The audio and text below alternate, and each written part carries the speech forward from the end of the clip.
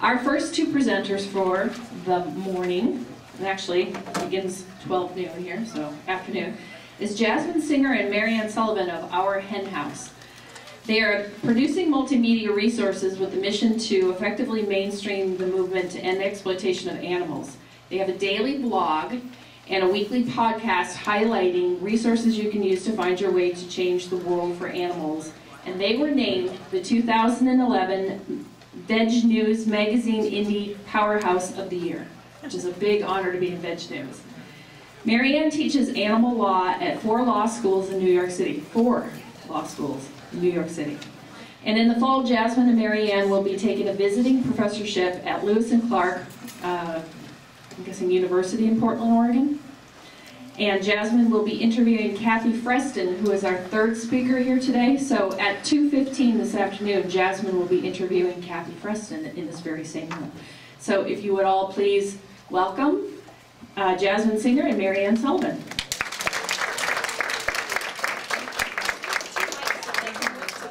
Thank you. Hello, everyone. I'm so excited to be here, and I'm even more excited that you're here, because then I would be speaking to myself if you weren't. That would be weird. So thank you so much for coming to the VegFest today. My name is Jasmin Singer, and I am the executive director and founder with Mariann of Our Hen House, which you can find online at ourhenhouse.org.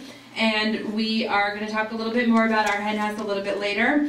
We're so excited to be here at the Worcester VegFest. We've heard so much about it, and there's quite a lot of buzz going on about it. We're really honored to have been asked to be here. Absolutely, and it's such a beautiful, I'm so impressed with Worcester and with this beautiful school and this crazy, huge VegFest. I know. This is Mariann. She's the official brains behind our organization, and she is my partner. So we're going to jump right in now, okay? Meat. It's kind of astounding to me how few people realize that it has anything to do with animals. Right? It's just crazy. It blows my mind kind of at odd times. I stopped eating it when I was a teenager, but I wasn't particularly conscious about animals. I just thought that, I guess I thought that being vegetarian was a natural extension of being a theater student. Like wearing all black and smoking clove cigarettes. Don't follow in my footsteps in that way. Maybe in the vegan way. But I also thought that meat was icky. And I was definitely onto something with that. But though I had been giving this some thought, I didn't give it enough thought. I wasn't particularly conscious about animals. And then about 8 years ago, a friend of mine showed me some footage of factory farming. Where would we be without those friends, right? And I remember thinking, how could I not have known? I mean, how could I not have realized this? Though I had been vegetarian for many years by that point, I finally decided, that's it, I'm going to take the leap to veganism. And it turns out it was a very, very short leap. What about you? What happened there? Well, as you know, I was not one of those kids who figured out that meat was icky when I was little.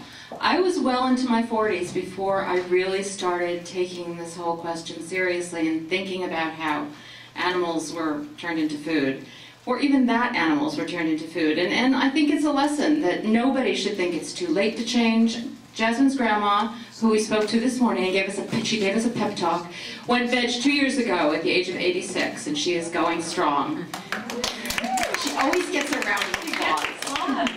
We have to tell her that, she'll be so pleased. You should totally invite her to speak next year. As for so many people, for me, it was a dog. It was my love of a dog that made me start thinking about animals and their role in our lives and what they meant, and made me start making those connections. And it was really a random remark from a casual acquaintance who happened to say he'd stopped eating meat because of the way the animals were treated. And for some reason, it just got in. I don't know why that comment happened to get in when it did, but I think it's another lesson. We should always never hesitate to talk about why we eat the way we eat, because you don't know who might be listening. And for some reason, at that particular moment, it happened to get in behind this wall of denial that I had been carefully maintaining for over 40 years, and I started to think about it. I mean, I'm sure it was my dog who opened my heart, but it was that information that really started me going. After I found out what was happening, the truth of what was happening, there was just no turning back. It wasn't enough for me to be vegan, the whole world had to be vegan. and which is how I ended up here, the biggest introvert in the world, giving a speech to people on why they need to be vegan. And you know, a vegan world, it sounds totally ridiculous, but think about it. Just think about what it really means. It means a world in which no animals are suffering on factory farms or anywhere in agribusiness. It means a world where humans are much, much healthier than they are now. It means a world where habitat destruction, climate change, so much environmental damage is drastically slowed. A world where there's plenty of food to go around, and a world where everybody gets a lot of delicious, totally delicious food to eat. It really doesn't sound that ridiculous when you think about it that way. It totally doesn't. Sounds like a place I want to be. But having that vision of the future is the first crucial step. But the next step is figuring out how to make your vision of the future come closer. At our hen house, we're really in the business of helping people figure out what they need to do today, right now, in order to make that happen. Basically, we are a multimedia hive of opportunities to change the world for animals. So we have a daily blog, which you could find at ourhenhouse.org. Every day we publish a different opportunity for getting involved. And we have a weekly podcast. Yesterday was our 118th consecutive weekly episode. She's relentless. I'm relentless. And sometimes we record that podcast at 2 o'clock in the morning. I'm just saying. And next week we're going to talk about the fest. So you should tune in. You can find it on iTunes. And also we're going to have an undercover investigator that you've definitely seen this person's work. So hear his story next week. And we make videos too. So I hope that you check us out there. We try and have a lot of fun. We really believe that everyone, no matter who you are or what you do, can really truly change the world for animals in a way that makes sense for you, depending upon anything, your social circles, whether you're business owners, whether you're media mavens, grassroots lovers, artists, whatever. There is a way in for every single person. No learning curve necessary. Today's topic, however, is something that applies to pretty much just about everyone. It's about food. And I know that people are in different stages here in where they're eating, and some people here are just beginning to explore the possibility of transitioning to a more plant-based diet. And we'd like to spend today giving some tips on what we think are some of the best things to know about in making that incredibly wonderful transition. And we'll cover a few things like some of the social quandaries that arise in changing your eating habits, tips on how to successfully navigate a not yet vegan world, like how to get a good meal at a non-veg restaurant. And that's something you need to do. And some of the actual nuts and bolts of, or should I say nuts and seeds of vegan eating. Some ideas about transition foods. Also, some ideas about the difference between being a junk food vegan or an optimally healthy vegan, and maybe landing somewhere in between those things. And some further resources that will help you in this journey. Yes, and since we only have about 45 minutes plus some time for Q&A at the end, we're going to focus on our top 10 tips for embracing veganism. So let's get started. Number 10, understand all the reasons. So chances are you are drawn more to one reason for embracing a plant-based diet than another, and there are a number of reasons to consider this. There are, of course, the animals, there's of course food sustainability and the environment, world hunger, there's your own health, things like that. But when you think about all of them, you start to realize that there's an incredible synergy created when you look at them all together. So we need to familiarize ourselves a little bit more with maybe the other two reasons that don't automatically call to us, so that we can respond to questions from people who are asking us about our vegan diet or about why we have a vegan meal in front of us, things like that. And when we look at it this way, it can be really empowering. You don't have to know absolutely everything, but just familiarizing yourself a little bit more is not only the best thing you can do for yourself, but you'll realize that a plant-based diet is the best thing you could do for all of the inhabitants of this planet, human and non. So again, the main reasons to consider a vegan diet are the environment and food sustainability, your own health, and of course, the animals. Let's break that down a little further. Yeah, I want to start with health. Bill Clinton has cured his heart disease. Think about it, cured his heart disease with diet, with a healthy vegan diet. So can everyone else. The biggest scourge hitting America, it's curable with a healthy vegan diet, and so many other of the huge health problems that are facing America are treatable with a healthy vegan diet, including type 2 diabetes, which is in epidemic proportions, stroke, obesity, even some forms of cancer can be responsive to this kind of diet. It's so important that this knowledge, which is starting to become mainstream, become more and more familiar to people. We're going to have two speakers here later today, Dr. Campbell and Kathy Freston, both of whom will address different aspects of this question, and both of whom you have got to listen to. Such important information.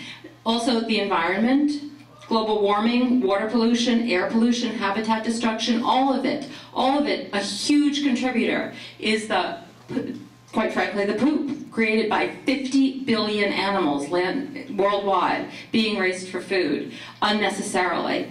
The United Nations has called for a shift to a vegan diet. Were you aware of that? The United Nations wants people to shift to a vegan diet, and what are they thinking about? They're thinking about how to save the world population from things like climate change, fuel shortages, and from hunger. Hunger. That's a big one that a lot of people don't think about. Yeah, absolutely. World hunger. How does that work? Well, in fact, food sustainability is another big reason to think about embracing veganism. In addition to its destructiveness, animal agriculture is insanely resource intensive. Now that we have come to a place where our planet is inhabited by 7 billion people, the last time we did this workshop, it wasn't at 7 billion people. 7 billion people. We were approaching. I think we're now well past it. We're well past it, and these 7 billion people have enormous income disparities. We have got to get serious about how to feed the world. Less than a year ago, an international team of researchers actually released a study showing that a reduction in meat consumption could increase the global food supply by 50%. You can read more about that in Scientific American. Now, according to this study, a staggering 3/4 of the world's agricultural land is devoted to raising livestock, either for grazing or for growing feed crops. So growing crops for direct human consumption would increase the number of calories provided by agriculture per person by 50%. So I guess this boils down to this. Unless we want to live in a world where the rich eat animals and the poor eat nothing, we have got to figure out a way to transition people to a plant-based diet. It's literally the only way forward. Now finally, there's the animals. The suffering of animals on factory farms is incomprehensible. It's impossible to convey in a sound bite, but suffice it to say, we have created right here on our precious little planet a secret hidden universe of unbelievable misery that's inhabited by billions and billions of innocent people. But more and more people are facing up to the fact that the animals of the world cannot remain out of sight and out of mind, suffering in silence. They need each of us to step up to the plate and say, no, I'm not going to support that anymore. Go Jasmin. Go everyone. That was just our first tip. But it is, it's really the most important one. You have to know all of the reasons, and as Jasmin said, the synergy amongst these reasons, it's vitally important. But I want to move on to number 9 on our list of top 10 tips to embracing veganism, and that it ties into that because it ties into not just what you need to know, but what you need to do. And you have to understand that individual action is so important with this issue. If you're motivated primarily for your health, you don't really need to listen to this. Obviously, if you're going to fix your health, you have to be the one to be adopting this diet. But maybe some of the other reasons are the ones that really are the ones that got you here and made you start thinking about this, and the ones you deeply care about: the environmental, the food sustainability, the animals. And you're thinking, well, this is a problem of huge proportions, and I am one single person. What can I do? What I do just doesn't matter here. And it's true, the scope of animal agribusiness is, as we've been saying, just incomprehensible. In the United States alone, 1 million animals an hour, every single hour, 286 a second, every single second. What can one person changing their diet possibly do to address these problems? Well, if that's the way anybody is thinking, that is absolutely false thinking. That is not the way that you can approach your role in the world. If we thought that way about everything, that what we do as individuals doesn't matter, We would never vote. We would feel free to litter all the time. What difference does it make if one person throws a candy wrapper on the ground? We would never recycle. We would never do a lot of things that, as an individual, it wouldn't matter, but as a group, it doesn't. You either have to decide for yourself what your life is about. Do you want to be part of a problem, or do you want to be part of the solution? But there's so much more to it than that. When you change your eating habits, you're not just changing your individual boycott or making an individual boycott of the meat industrial complex and embracing healthy vegan food and supporting it in that way. It's not just one individual.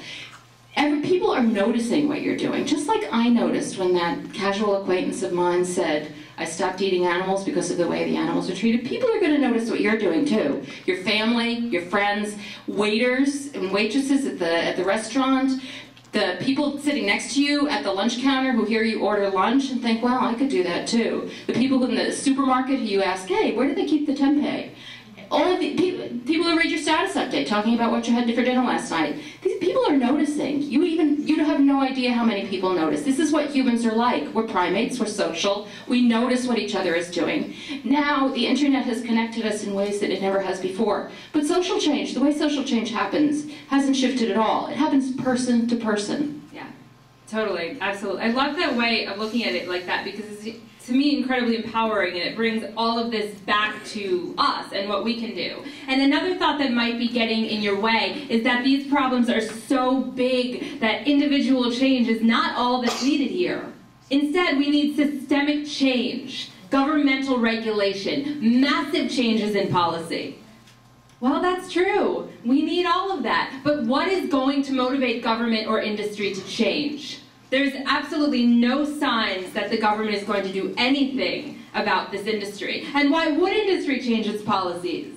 Improve its animal welfare, stop using antibiotics, clean up its act.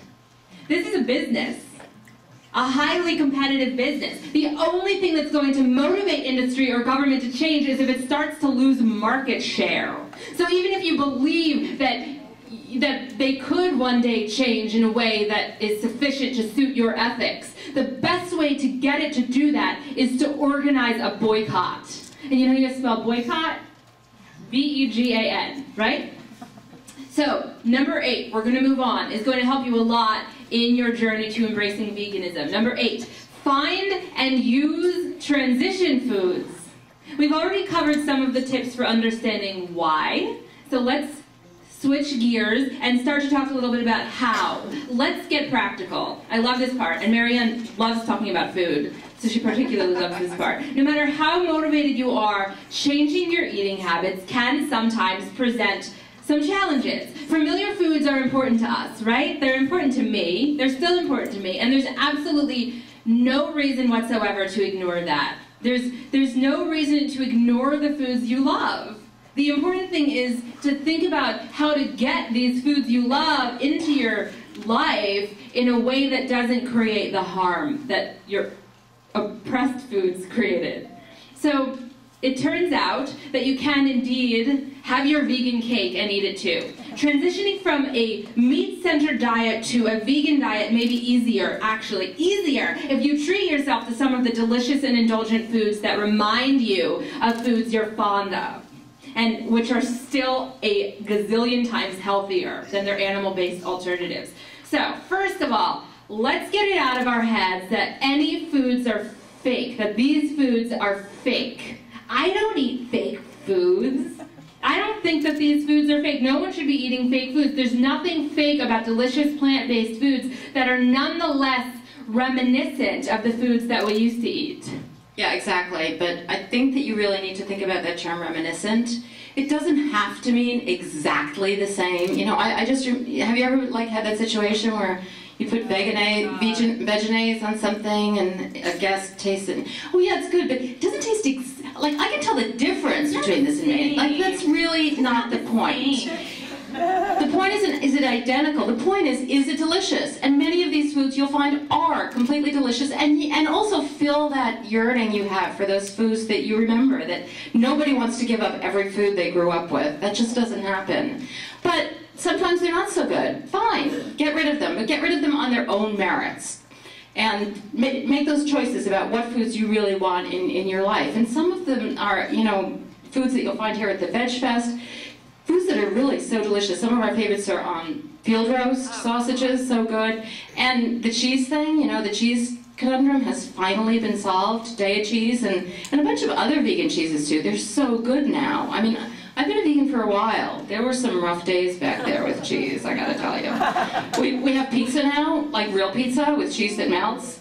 And the Dr. Cow, if you like cheese on a cracker, absolutely superb and really good for you, raw. It's just incredible. And think of all the milks and ice creams we have. We have soy, almond, oat, hemp, flax.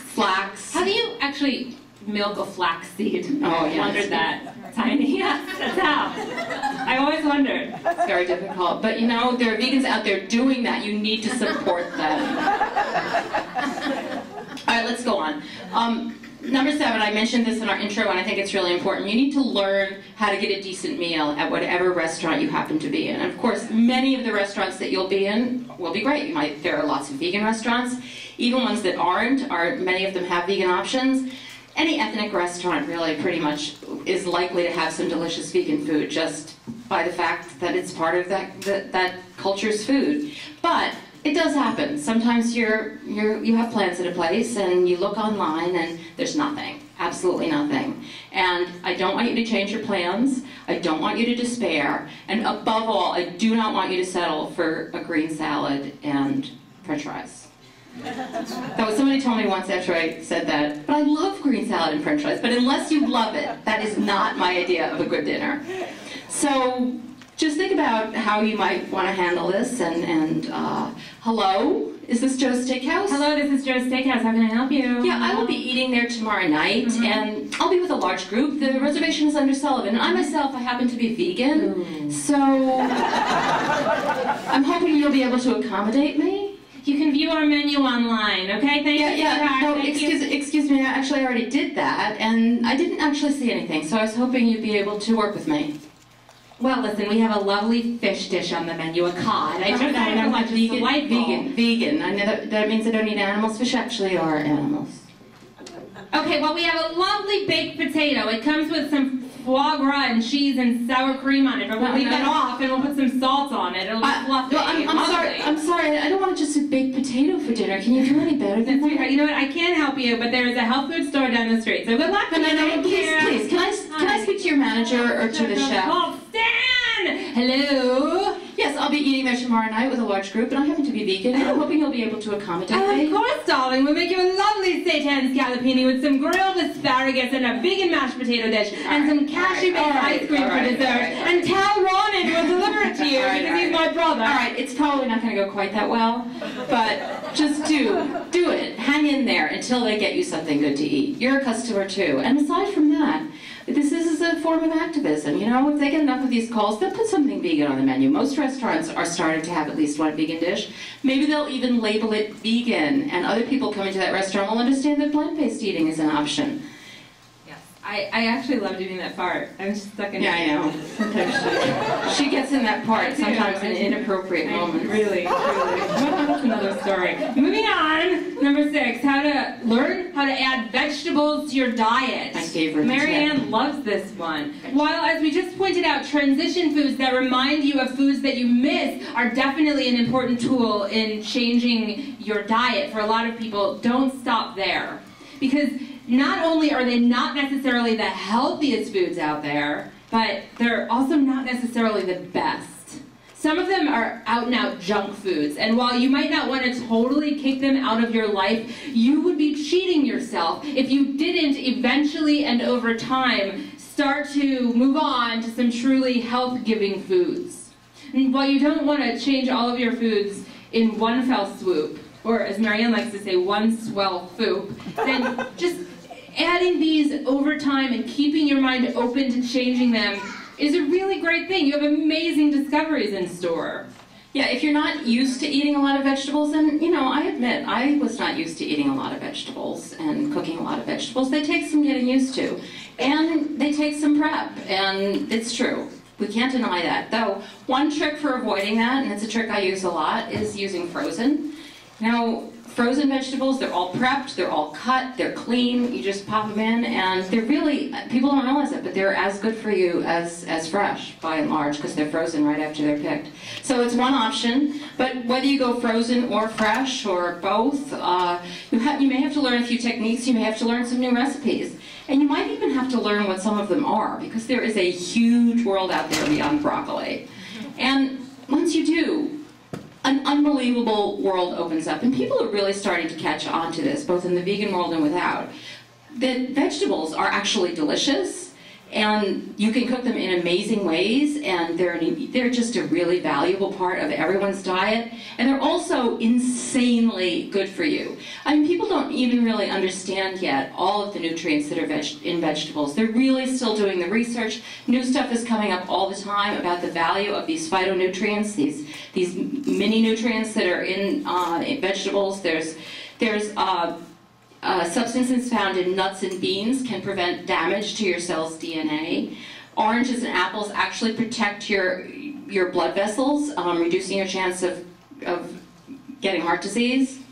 Mushrooms, one single button mushroom a day can significantly reduce the possibility that you'll get breast cancer. Is that insane? I mean, vegetables are what's good for you. It turns out your mother was right.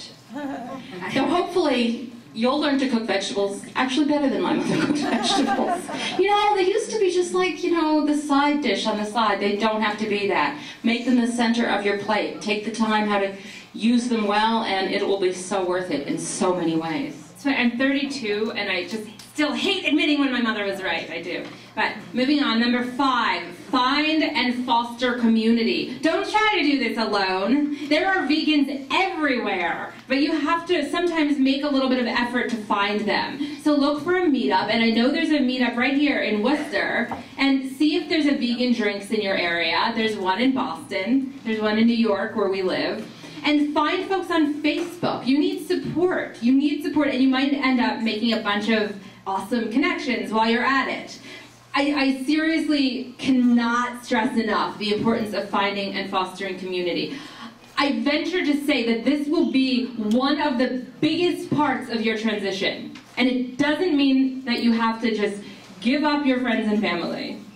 Unless you want to, but that workshop is at 4. That's 4 down the street. How to give up your friends and family. No, it's not. It's at 5. But expanding your circle to include some folks who are already vegan and interested in animal issues, this is going to be a very important part of the longevity of your veganism, especially at the beginning of your journey. So search around for these communities and events. And if there's not one already, or if there's not the type of event you want, like you want a vegan parents group or something, guess what? Start it. You can start it. That's one thing I love about Drew, who is the founder of Worcester. He was like, there wasn't anything like this, so I started it. And of course, find circles online too, right? Because Facebook, as we mentioned, it's been one of the greatest inventions in terms of our movement. And I guarantee that you're going to find other like-minded folks over there. For those of you who have the means, visiting conferences can also really be fun and a great way to meet other like-minded folks, kind of like how you're meeting today. Some that spring to mind are the National Animal Rights Conference, which happens annually. It alternates between DC and LA. This year it's in DC. Vegetarian Summerfest is loads of fun. That's coming up in June. And Taking Action for Animals is also a great bunch of fun. And the Worcester VegFest. The Worcester VegFest is fantastic. Especially, actually, there are VegFests all over the country. All over the place. And there's also great books that fall within the category of finding and fostering community, such as Living Among Meat Eaters by Carol J. Adams. So something I want to talk about that I haven't talked about in this particular workshop before is that part of finding and fostering community is understanding that animal rights and veganism does not stand apart from other social justice issues and efforts to improve the world. We've already spoken about the links between animal agriculture and human hunger and environmental devastation, but there are other connections to human rights as well. And it's really important to keep this in mind and to understand that the movement to improve the lot of animals is in so many ways the same as the movement to end racism and homophobia and bigotry and other forms of violence, not because the victims are the same, but because the mindset that allows this to happen is very similar. The mindset that allows the way of thinking, I am more important than them. My desires are more important than their suffering. It comes from the same place, right? And the fact that the earth is a zero-sum game in which there's only so much compassion to go around, and we need to save it for those who are like us, is bottom line the attitude that is destroying the world. So, understood like this, our veganism and our attitudes toward animals becomes not something that separates us from other people, but something that potentially links us to these people, to all of these amazing people who are trying to rectify injustice of whatever kind. And that is a very fine group of people to associate yourself with. I'm gonna cry. That was very moving. All right, my next point is number 4, and it's not nearly as emotional, but it's really important because this is something that you're going to have to deal with, and that's how to handle, I have to do my air quotes, humane meat questions. And this is something that comes up for everyone who deals with this issue, and it's a really important issue, and it's important to deal with it sensitively and intelligently. And some people here may be thinking, especially if their primary motivation is the welfare of animals, that's the way, that's another way to go other than plant-based or combining plant-based and going in that direction. And I think that no matter where you are on that, whether it's something you want to talk to people about or whether it's something you're considering yourself, what you really need to do is be sensitive and really, really inform yourself. Because a lot of people have very strong attitudes on this, but perhaps are not taking the time to gather the information that they should be gathering in order to make decisions on what really are fundamentally life and death decisions. Let's face it, when we eat an animal, we're taking a life, and to make that decision and the circumstances under which we choose to do it is a life and death decision. So we want to inform ourselves. People who are thinking about humane meat or might bring this up to you, and people will inevitably say, well, you don't have to be vegan. You know, I know about this farm that raises animals, and that'll be fine, so you don't have to do that. These people are sincere, and they're struggling with these issues of how animals are raised. They're the good guys, they're among the good guys. You want to deal with the issue sensitively, but you do want to make sure to explore with them some of the premises that they're relying on and they're asking you to rely on, so you're basing these decisions on good information. One question that you might want to explore is, what are the standards that they're actually applying? A lot of people don't realize that these humane certification programs are all over the line, from some that have very strict standards to just scams by agribusiness. They're all over the line. So you have to really find out, you have to decide what your personal decisions are about how animals should be treated and find out whether this humane certification program meets them. Some of them never allow the animals to go outside. That's not uncommon. Some of them still approve some of the standard mutilations you find in agribusiness, such as debeaking, which is cutting the beaks off of chickens so that they don't fight in close quarters. Lots of these things. If that's not something you want, then you want to find a certification program that doesn't allow that, and that can be challenging. Another thing is, do they boycott factory farming? Do they actually make sure that every animal product they buy, whether it's meat or poultry or eggs or dairy or ingredients in other things, comply with their standards? Because if you don't really do it, you're not going to be having any effect. You might make yourself feel better, but you're not actually going to be having any effect. Do they understand the legalities that farm animals have virtually no protection under the law, and that some of the terms that people throw around, like free range, really have very, very little legal meaning and don't mean what people largely think they mean? Do they realize how much land would be needed if everybody started to eat according to these standards and we didn't reduce our consumption drastically? That if people gave animals the room that they need to graze, that we would actually have to get a few more planets to provide for them. It's just not going to happen on the planet we've got. And two specific issues. One is eggs. People don't realize that almost all egg-laying facilities, from the very tiniest backyard to the local farm, to agribusiness. They all get their chicks from hatcheries. In hatcheries, chicks don't ever see their mothers. They're hatched in incubators, and the boys are thrown in the garbage because there's no use for the male offspring of egg-laying hens. There's just no use for them. So they're ground up and turned into fertilizer moments after they're hatched. And also hens themselves, you know, they get older, they stop laying. They don't lay as frequently sometimes, and then at some point they stop laying completely. Their lives aren't over, they just don't lay eggs anymore. At that point, you have to face the fact, if you don't want to kill them, you're going to have a whole big group of pet hens.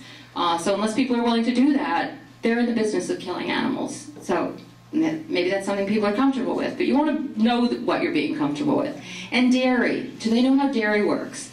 That in order to constantly give milk, cows, like any other mammal on the planet, have to regularly give birth. In fact, they have to give birth once a year in order to keep the production up at an optimal cycle. So they have a calf every year. Those calves are taken away from them, usually right after birth, because that's the only way we can get the milk. I mean, if the calves stayed with them, there wouldn't be any milk for us. So that's just how dairy works, no matter how big the farm or small the farm.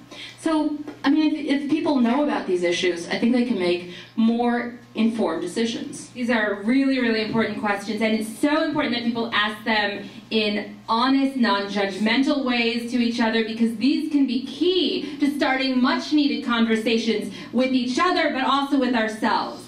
So moving on to number 3, plan ahead for holidays and family get-togethers. This is something that a lot of us experienced last week because it was Easter and Passover, and Mariann's birthday, which is a national holiday in the Singer Sullivan household. Family get-togethers can be some of the most challenging events for new vegans. Sometimes for seasoned vegans too, I admit it. Obviously this is going to vary a lot though, from person to person, depending upon how supportive your family is. But if you can't rely on your Aunt Ida or whoever else is hosting the family meal to supply you with something to eat, bring your own. And make sure you bring a lot, because you want to share it with everyone. And by the way, everyone's going to want to try it, which is both gratifying and annoying at the same time. And bring yourself some dessert as well. Actually, bring a whole lot of dessert, because your dessert is going to be the best thing on the table and everyone's going to want it. Furthermore, you actually might be surprised by how amenable your friends and family will be to trying vegan food on for size. So perhaps you can actually give a vegan cookbook to your holiday meals host, and together see if you can make some of the delicious dishes in it. So one cookbook that we love, and my God, there's so many, a lot of which you could get downstairs, is Veganomicon by Isa Chandra Moskowitz. The Bible. Beautiful book, and it's a great gift. So when you're ready, you might also choose to be the host of the holiday dinner at your own house, and make it completely vegan, obviously. And if you're afraid that no one will come, then have it before or after the actual event. And invite us, hey. All right, my number 2 tip is related to that, and this has just been the most valuable advice I've heard. And it might sound a little counterintuitive to the other things we've been saying, but I think it's so important. And we have Carol Adams to thank for this, too. 2 shout-outs to Carol Adams. And it's that you don't have to feel the need to be a spokesperson all the time. I used to think it was my job in life to answer every question, to counter every stupid statement I heard, to constantly be an advocate for veganism. And, you know, the fact is, why not? I mean, if you found this newfound joy in eating, and you see how much it's harming people and the planet, you do want to answer people's questions. You do want to be an advocate for something you believe in so strongly. But you don't have to do it on somebody else's terms, and you don't have to do it when you're trying to eat your dinner. And that's when you'll get a lot of these questions. Your change in eating is going to bring up anxiety for people. This particularly happens in families, where it's hard for other people to see somebody moving away. They really feel it as an emotional move away, because food has so many emotional meanings to people. It really resonates, and it brings up anxiety. And that can cause them to try to resolve their anxiety by asking you questions they're not really seeking the answers to. And even if it's not friends and family, it can bring up a lot of anxiety for other people who are kind of in a lot of denial about the amount of harm their eating might be doing to both themselves and to others. And so they want to resolve their anxiety by asking you questions too. And frequently that will come at an inappropriate moment and a time that you're not really ready for those questions, and you have this sense that they're just pulling your chain. And you can decide at that moment, do you want to answer this question? Do you want to address their concerns? Or do you just want to tell them, this kind of eating works for me at that moment? And you're allowed to do that. And imagine yourself trying to enjoy your dinner. So I could never eat like that. You must have no interest in food. I know, it really works for me. Well, yeah, but you must suffer from protein deficiency. I mean, don't you get really tired and sick eating like that? Actually, it really works for me. Well, yeah, but I mean, come on, let's be real. The animals of the earth were put here for us to eat. And I mean, okay, if we didn't eat them, they would be roaming around everywhere. There would be cows and pigs and chickens. I mean, everywhere. All right, this one, you get this a lot, and it's so annoying and so stupid that you might be tempted into jumping in. But nobody really thinks that. Everybody knows we didn't raise them to eat them. They wouldn't be running around outside on the highway. So you don't have to answer it, don't worry. I don't know, it just really works for me. So can I try a bite of that? That looks good. Yeah, a lot of times you will find that that's the result, especially when you're getting asked questions like that. One caveat, just again, I have to reiterate it, don't take this as advice not to answer people's questions. Go out and advocate. This is the most wonderful thing that can happen to people. It's the most positive step they can take in their lives. Give them that gift whenever it's possible, but make your own choice as to when it's appropriate to do that. And, allow yourself to enjoy your dinner in peace. Yes, and as you transition into embracing veganism, you're going to want and need resources. I promise you that for every question you have on the subject, there are ample resources that will help you. We could easily give you a list of 100, 1,000, whatever, but in order to not overwhelm you, we have tried our darndest to make a concise list of our favorite resources at the moment, and this changes pretty much hourly for us.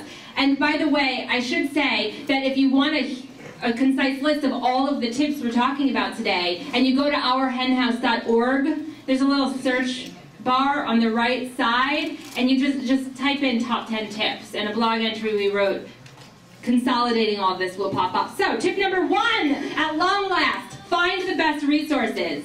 Top book on transitioning, Veganist by Kathy Freston. Great book, chock full of crucial information. Top health film, Forks Over Knives, it's now available on Netflix. Top issues film, Vegucated by Marisa Miller-Wolfson, available at getvegucated.com or on iTunes. Top helpful website, Vegan at Heart. Vegan at Heart, veganatheart.com, that's the website. And it is a free online coaching program for people who are vegan at heart, but not necessarily in practice yet. So you get a different email every day. Top nutrition website, nutritionfacts.org.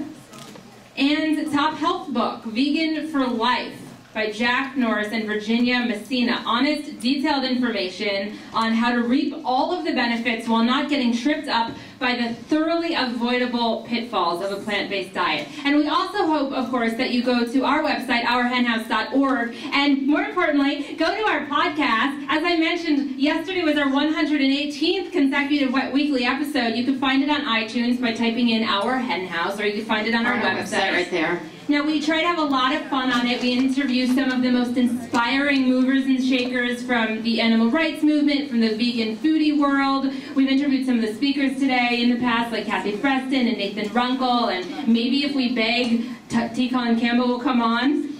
And we also make amazing videos, including one that we made about VegFest, that if we have time, we'll show you at the conclusion. So those are our top 10 tips for a pretty much life-saving journey. It's pretty simple stuff, and to tell you the truth, it's a pretty simple transition. If you don't let other people get in your way with their attitudes and their fears and their doubts... Excuse me, hang on. If you're leaving or coming, please stay quiet. Thank you. I'm sorry. I've become a bossy bitch sometimes. But it's annoying, right? Continue. What was I saying? We were talking about Barbra Streisand. This is a positive, I really do want to say this because it's so important, and until you do it, you just don't know this is true. This is a totally positive change, 100% positive change. The food is great, the people are great, and it's just the most mindful and thoughtful and compassionate way to live. Just really jump into it and don't let other people get in your way, and don't get in your own way with thinking it's harder than it is. It's really not that. There are things about it that are hard, but overall it's really not that hard when you balance out the benefits. And there are additional benefits too. One is the people. I mean, we feel like we're part of a community that stretches around the world, that of people who get it and are working and acting in their own lives to make these changes that could be so beneficial to everyone. And you know, some of these people we like, some of these people we don't like. It's like a family. That's what families are like. But you know, there are people, and it's so gratifying to have this link, know that this family exists.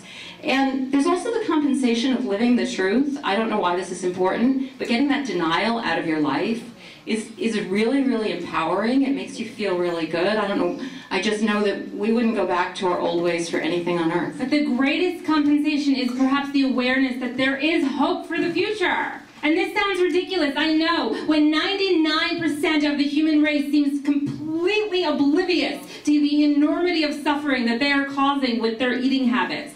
And when meat eating is currently exploding all over the developing world, when it's just exploding everywhere you look, how can we have any hope at all? Well, I think, personally, that one of the reasons for that hope is that the solution to so many enormous problems and to so much unfathomable suffering is just really simple. The meat industrial complex is indeed one of the most destructive forces on the planet, but it's also built entirely on misinformation that is so blatant that no matter how firmly entrenched it is in the public consciousness, it simply cannot withstand the scrutiny that is being applied. So going back to our first of the top 10 tips, knowing all of the reasons for going vegan, our health, the environment, world hunger, and of course, horrible animal suffering, each of these reasons on its own is enough to make us go vegan. It's a sufficient reason to go vegan. But when taken together, they illuminate an extraordinary synergy, because it is no accident that the best thing for you is the best thing for the planet, is the best thing for the people of the world, is the best thing for animals. Ending the death machine of animal agriculture is the way of the future, our evolutionary destiny, or there will be no future. And the very happiest part of all of this is that all of these problems, the answer to all of these problems can be fixed with one solution, and that solution is delicious. Thank you.